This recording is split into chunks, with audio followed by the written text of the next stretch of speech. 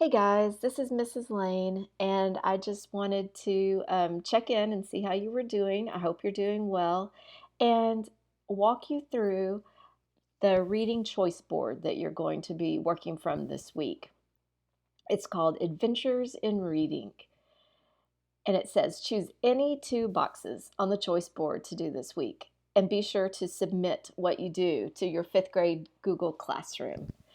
Anything that requires a written response needs to be written in a complete sentence. And if you do anything that you want to take a picture of and share online, that would be awesome too. So now I'm just going to kind of walk you through each of the boxes and what the expectations are for those or what that means. So the first choice box is it's news to me. And it says go to www.newsela or newsela.com and choose an article to read. Then once you've chosen that article, you need to answer these questions. Which article did you choose? What are two new things you learned? And answer in complete sentences. Would also be interested in knowing why you chose the article you chose. So let me show you what this website looks like. When you go there, if you're not already a member, you can sign up as a student for students and readers. So are you joining a teacher's class? Let's say no, because you probably don't have one set up. It says no problem. You can always join a class later. So you enter your birthday and then, it says, is your teacher using Google Classroom? You could sign in with Google as well.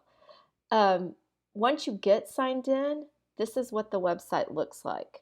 So I already have an account for me personally, but over here you can pick from different categories: arts, health, science, sports. There's the latest news. And so what you're going to get to do is choose anything you want to read on this website. Um, the other cool thing, so let's just click on this one since it's the main headline. Alabama student names NASA's first Mars helicopter. So I'm already looking at the title. I'm making an inference. It looks to me like NASA had some sort of contest, right? And an Alabama student got to name it. But the cool thing about this website is it gives you different reading levels. And you may not know which reading level you are, but if you start to read an article and it feels too hard, you might could come over here and scale it down. And the article will be adjusted for you. Now I see lots of text features in this article. I see a photograph and a caption and some subtitles or subheadings. And so that's what that first box is on I'll go back to just reading an article from there and answering some questions. The next one is a text scavenger hunt. It says search your house for as many different types of things that someone could read. Make a list of what you found. So if you do this one, please put a title on your list. Call it the text scavenger hunt. And really walk through your house and see what types of things you can find. I don't have a visual of this, but I'm just looking around right now where I'm sitting. I see magazines next to my bed. My home office is in my bedroom. I see books, chapter books that I have checked out from the library. I see nonfiction books. I see lots of teacher books. I have a whole stack of books that I'm hoping to read. I also see my calendar, my teacher journal where I keep my calendar. Um, if you think about your kitchen, you might have recipe books or cookbooks. Um, just anything. I want you to try to think of anything. Newspapers, if your families get newspapers, we don't, but mail. There's all kinds of, we get tons of junk mail at our house. So make a list of all the different things that you think you could read. Your phone screen, your computer screen. All I challenge you to see how long you can make your list, and surely you can come up with more than 5. I mean, I hope we could come up with more than 10. So that's what this box is. So technically, this box actually isn't so much doing the reading, it's more exploring what type things you could read in your home. The next one is called Right Here, Right Now. Write a short journal entry about anything you want, anything at all. Read it to yourself. Are there any revisions you could make? So I love to write in my journal. I love to pick what it is that I want to write about. Sometimes the latest writing I did in my journal was just a list of things that I am grateful for. Because some days when I'm feeling a little angry about being stuck in my house or sad, it's really good for me to just sort of stop and think about what I'm grateful and thankful for. And and so, but maybe you could write about your birthday if you had one while we've been at home. Maybe you could write about what you did last weekend. Or maybe you could write about what you hope to do when we're able to go back to school. Um, Anything you want. Writing is important because it is a 100% connected to reading. The two go together. And the stronger writer you are, the stronger reader you are, and vice versa. So if that's your thing, that's a box that you could choose. Next, we're going to move to read to someone. Pick anything you want to read and then pick someone to read to. You can even read to your teachers. So you could record yourself reading and then send it in to your teachers if you don't have anyone at home that you could read to. Reading to yourself is also reading to someone. Um, but I know that lots of you have younger brothers and sisters or nieces and nephews that are with you that you might could read to. You could read to your dog or your cat. You could read to your stuffed animal or anything you want. Just find something and read to someone else. I think that this one is important because not only does it help you work on your reading, but it also establishes a connection with someone else and with the text that you're reading. So that's just a really cool thing. The middle one is free choice. Surprise me with another way you read this week and make it interesting. So there are um, there are lots of unusual ways or different ways that you can read that you might not have thought of before. Maybe you and someone in your house play a game, a board game, and you have to read the instructions. And that might be a type of reading that you didn't think you were going to do. Or maybe you want to write a letter to someone that you miss, or a letter to someone that you may not ever send, but you could do that. And then when you read that, that would be a new form of reading. Free choice just means that you get to choose. Memes, and more memes. Can you create 3 appropriate memes about learning from home or something else that is important in your life? Well, so I went to a website called imgflip.com. It's a meme generator.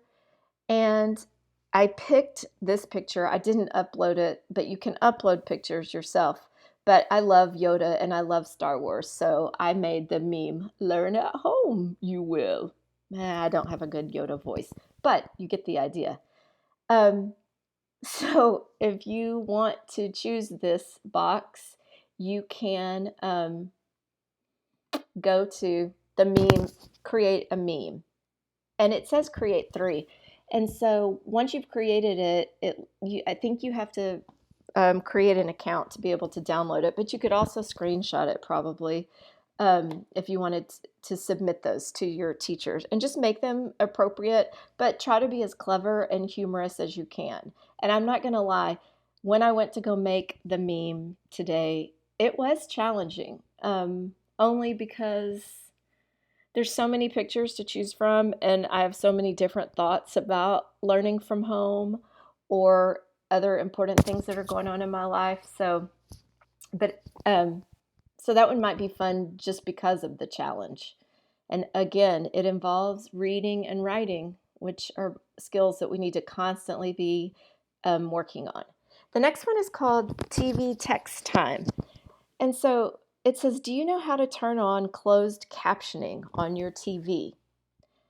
Did you know you can read while you watch TV? Explore and see if you discover this cool trick. So, true story. I'm not sure I know how to turn it on my TV, but we do leave it on. So what that means is when you're watching TV, have you ever seen the words at the bottom that correspond with what the people on the TV are saying? I'm going to show you. Here's a little video that we can watch that kind of talks about this, and you'll see why I added this choice to our reading choice board. So watch this video right quick.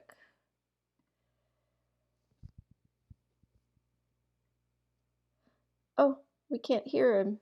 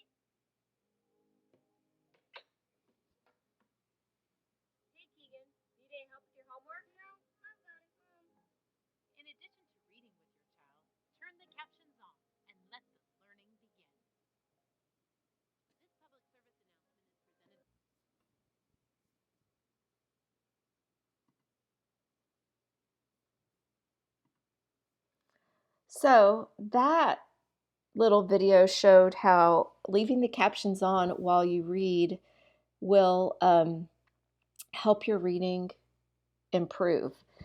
So if you do that, just record, maybe write down which show it is that you watched and some things you read while you were watching the show. The next box is called Song Summaries, and it says choose 2 or 3 songs and listen to the lyrics. Look up the words to the songs. Make sure they're appropriate for school. I know that's going to be hard with some of the songs that we like to listen to these days. Write down interesting parts from the songs and write a summary of what your favorite song is about. So, I thought of a song that I like that makes me happy. And when you go to YouTube to look it up, um, make sure you type the word lyrics so that you get the video that actually shows the lyrics to the song. And I want to remind you, make sure that the lyrics are appropriate for school, but also as you're reading the lyrics on the screen, check to see if the person that typed them into their YouTube video did it correctly.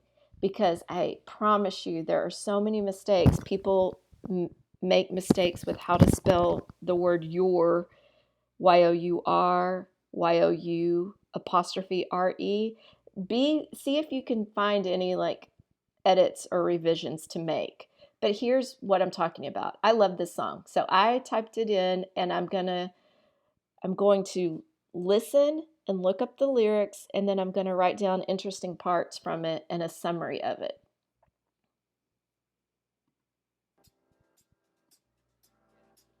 I got this feeling inside my bones. It goes electric wavy when I turn it on. Off from my city, off from my home. We're flying up no ceiling when we in our zone.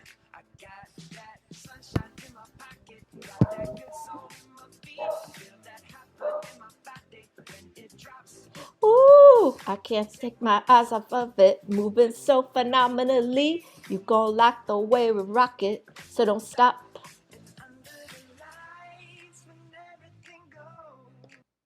Okay, so you get the idea. I love that song. It makes me so happy.